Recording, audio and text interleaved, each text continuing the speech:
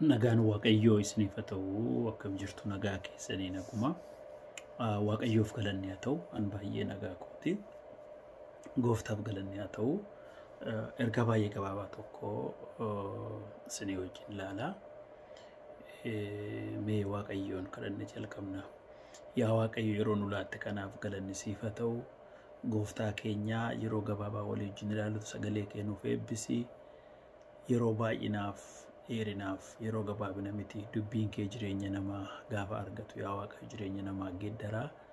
Yeroo kana yaa Waaqayyoo sagalee kana kan dhagaan hundumaatiif eebba ta'u, fayyinni haa ta'u, jijjiiramni haa ta'u maqaa Gooftaa Yesuus Kiristoosiin. Ameen. Waaqayyo sinaa eebbisu. Bara jireenya keenyaa bara dhufee bara darbu macaafota baay'eetu ba'e. Macaafonni baay'een sun kan moofa'anii kan yerootti darbee hammarraatti garuu kan irraan dabara yeroo hundumaa haaraa ta'e kan jiru macaafa qulqulluudha. Macaafa qulqulluun hafuura Waaqayyootiin barreeffame. Macaafi hundumtuu kan isaan ittiin ilaalaman macaafa qulqulluu keessatti. Waa'een hafuuraas waa'een biraan kan barreeffame kan nuti ittiin akka daanyaa goone ilaallu dubbii Waaqayyooti waan ta'eedhaafi dubbii Waaqayyoo bara baraan jiraata akka ta'edha. Ibroota boqonnaa 4:12 irratti dubbiin Waaqayyoo jiraataadha jedha. Kan hojjetudha. Deebi'ees immoo billaa qara lama qabu caalaa yiliq billaa karaa lama qarame jechuudha. Caalaa Ibroota 4:12 irraa. Maaliif fooniif ribuu kan adda baasa, hafuuraaf lubbuus adda baasa. Lubbuunis hafuura, hafuurris hafuura. Meeshaan biyya lafaa kam fooniif lafee adda baasee arguu danda'a. Hafuuraaf lubbuu garuu adda baasuu hin danda'u. Miira namaa garuu adda baasuu hin danda'u. Namni jaalalarraa waa godhaaf, hinaaffaarraa waa godhaaf, sobaa waa godhaaf, dhugaarraa godhaaf, gara laafummaarraa godhaadhaafi deebi'ee immoo miiruma namaa yaada namaa keessa kan jiru meeshaan lafarraa kan adda baasu hin jiru. Dubbiin Waaqayyoo garuu hafuuraaf lubbuullee adda baasa hundumaa qore. Billaa qara lamaa caala. Waan keessa nama isa meeshaa biraa bira hin geenye bira ga'a. Santaane kutee baasee isa ta'uusa gaariin jireenya namaa keessatti hafee ulfina Waaqayyootiif akka ta'u nuuf immoo eebba akka ta'u godha. Maqaan Waaqayyoo bara baraan haa ulfaatu. Kanaaf bara dhufee bira darbu keessatti meeshaa caalu meeshaan biyya lafaa nama ajjeesaa, meeshaan biyya lafaa nama balleessaa, sagalee Waaqayyoo wangeelli garuu nama geeddara. Wangeelli garuu nama ogeessa nama godha, nama hubataa nama godha. Lafarrattis waaqarrattis jireenya gaarii waaqarratti jireenya geeddaramaa sagalee Waaqayyoo wajjin wal agara. Lafarratti immoo nama ogeessa nama hubataa nama dubbii Waaqayyoo sirriitti qabatee nama yeellaasifne Waaqayyoon yeellaasifne Timoteewos 2 boqonnaa 2 irratti yemmaasaa firsarraatanya jedha. Hojjetaa yeellaasu jira, hojjetaan yeellaasifne jira. Timoteewos Phaawulos waa'ee Timoteewos yeroo Filiphisius boqonnaa 4 dhugaa ba'u maal jedha? Warra biraan bu'aa mataa isaanii barbaadu jedha.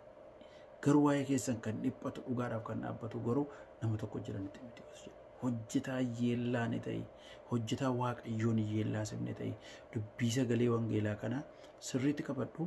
Isa kan erga sirriitti qabattee booddee ofiis hoshitee naa biraa hoshite. Warra biraan ofii badanii naa balleessu.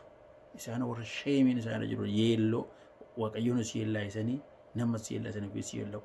Garuu warra akka Timoteewos fa'aa garuu fiigicha koffiteera jedhe Phaawulos isatti dabarsee kenne. Sirriitti dubbii Waaqayyoo qabateera ofiis hoshee nama biraas hoshee.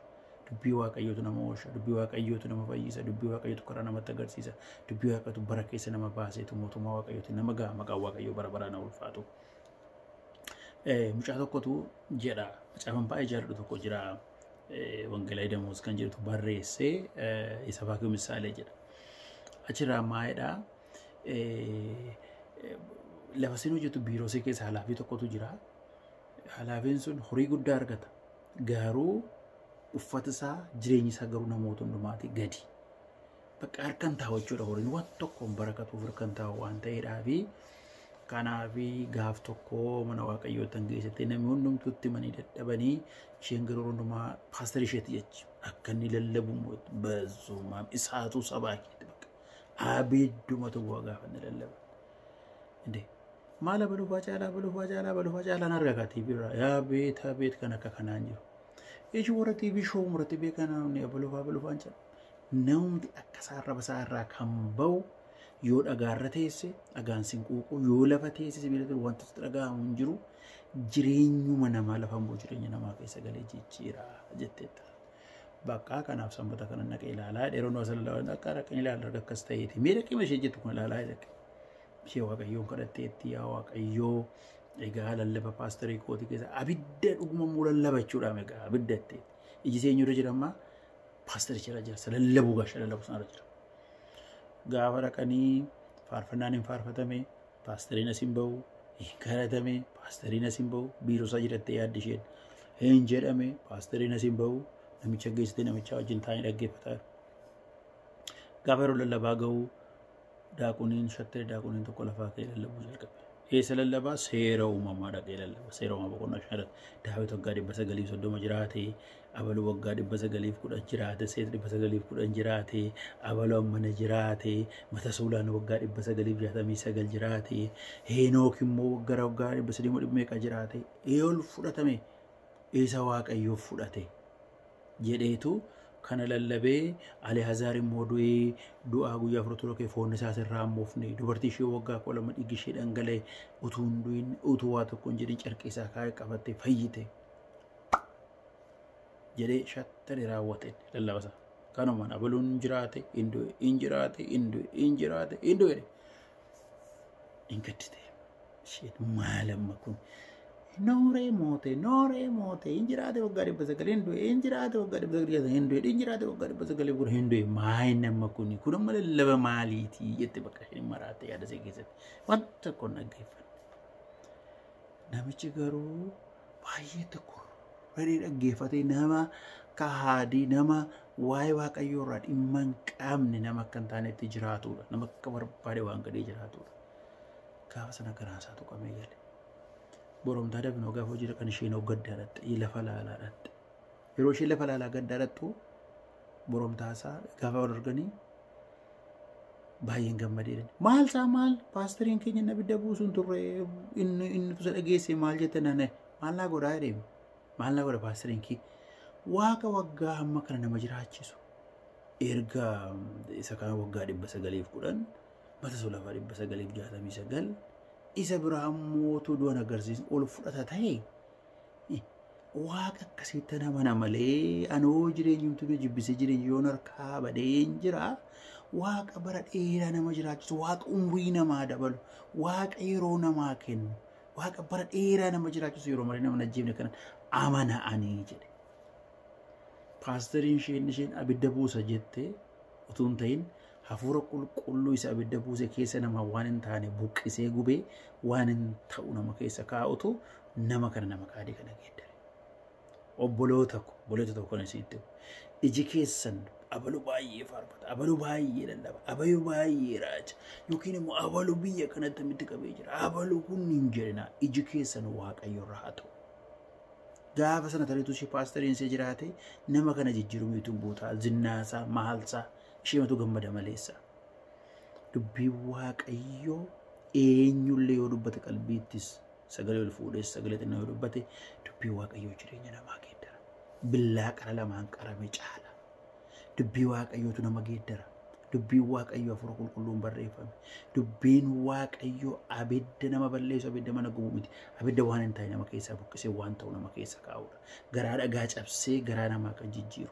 Hafuura qulqulluu dibata kan namaa laatu. Umurii kan namaa dabalu. Bara kan namaa dabalu. Dhukkuba kan namarraa kaasu. Dukkana abdii kutanaa jibba kan namarraa kaasu. Jireenya namaa gammachuu nagaa abdiin kan guutu dubbii waaqayyoo ta'uu wangeela keenya. Abaluu baay'ee lallabaa. Abaluu yara abaluu baay'ee faarfata abaluu maaloo abaluu baay'ee raaja abaluu maaloo miti kan nama raachisus raachisu kan abbaa mul'ataa nama godhus attamitti saa ol namni harree barbaadu joonjoo utuu mootiin ta'in fuuldura raajii dubbata raajii keessa kan nama godhu hafuura waaqayyooti kan yeroo namni kam dhaabate dubbii waaqayyoo dubbisu jireenya namaa irratti waan adda taa'amire kan hojjetu dubbii waaqayyooti dubbii waaqayyoo kana adduu alaanu. Meeshaan biyya lafaa nama ajjeesa nama balleessa wangeelli garuu dubbii waaqayyoo nama geeddara gara qajeelaatti nama geessa. Ximotewos lammaffaa boqonnaa 3:16 ilaaltan ijoollummaa keetii kaatee warra keerraa akkoyyee keerraa ramee keerraa kan barattedha Phaawulos Ximotewosiin ogummaa laachuu kan danda'anidha. Dubbiin Waaqayyoo ogummaa kenna, ogummaa waaqarraa kenna, ogummaa waaqarraa immoo jaalalaan, nagaadhaan, gammachuun kan guutedha. Ogummaan lafarraa garuu hinaaffaa jibbaan kan guutedha. Jireenya namaa geeddaree garaa namaa qajeelchee nama kabajamaa nama Waaqayyoo nama godhee lafarrattis waaqarrattis eebbaan kan nama ga'u dubbii Waaqayyooti. Dubbii Waaqayyoo kana dubbisaa, dubbii Waaqayyoo kana baradhaa. Dubbii Waaqayyoo namni dubbii Waaqayyoo qabatee jiru hiyyeella'u baraan. GPS'n akka biyya kanaa biyya hin beeknu GPS'dhaan deemna. Asii baay'ee Ameerikaan dhaqa nama kana dadhabee Ameerikaa yeroo baay'ee ofii naqa sa'aatii 14 sa'aatii 16 sa'aatii 10 mana nama hin beekne adiraasha maduwwaan guutuun geessa. Mootummaa Waaqayyoo baruu yoo barbaadan wangeela kanaan jaalala baruu yoo barbaadan qulqullummaa baruu yoo barbaadan nagaa baruu yoo barbaadan lafarrattis boqottanii jireenya tasgabbaa jireenya eebbifamaa tokko jiraachuu yoo barbaadan waan biraa miti. Barumsi inni biraan elementii seexanaa qaba, nama dhiphisa, nama jeeqa. Dubbii Waaqayyoo garuu namaa nagaa namaa kenna, nama tasgabbeessa, jireenya namaatiif haara galfii kenna. Waaqayyo sinaa eebbisu, eebbifamaa dubbii kanatti jiraadhaa. Dubbiin kun umurii namaa diinni gar malee yeroo malee nama balleessuuf ka'e hamma Waaqayyoo nuu kenna jiraanne akka dabarru godha, yeroo malee akka nu hin duune godha. Dubbiin Waaqayyoo kun meeshaa caaluudha. Inni kun nu geeddarina biraa akka geeddaru nu godha. Waaqayyo sinaa eebbisu, eebbifamaa dubbii kana qabadhaa. Dubbiin kun meeshaa caaluudha. Dubbii kanaan qabatanii baatanii hin mootu malee hin mo'amtan, irra taatu malee jalan taatan, dura taatu malee booddeen taatan. Dubbiin Waaqayyoo ulfinaaf kabajaan nama ga'a. Haleluuyaa. Waaqayyo sinaa eebbisu.